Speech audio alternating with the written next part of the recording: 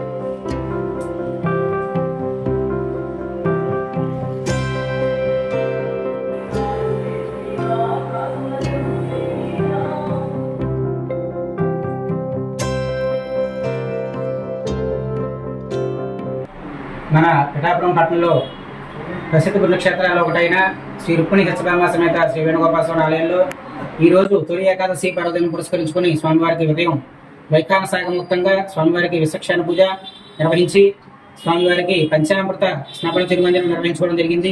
అనంతరం విశేష పుష్పాలంకరణ గావించడం జరిగింది. అనంతరం స్వామివారికి సహస్రనామార్చన, అమ్మవారికి కుంకుమార్చన జరిపించడం జరిగింది.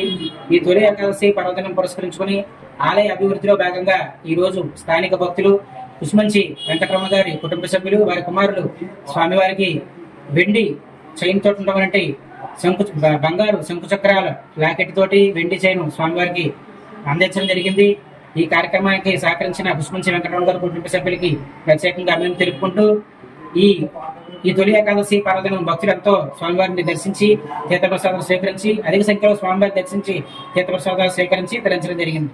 అదేవిధంగా ప్రతి సంవత్సరం నిర్వహించే శ్రావణ మాసం సామూహిక వరలక్ష్మి వ్రతాలు ఆగస్టు 9వ తారీఖు సామూహిక వరలక్ష్మి వ్రతాలు నిర్వహించుకోవడానికి ఏర్పాట్లు జరుగుతున్నాయి. కావున మహిళలందరూ కూడా గమనించి ఆగస్టు 9వ తారీఖు సామూహిక వరలక్ష్మి వ్రతాల్లో పాల్గొని ఈ కార్యక్రమం జయప్రదం చేస్తుందని కోరుచున్నాను.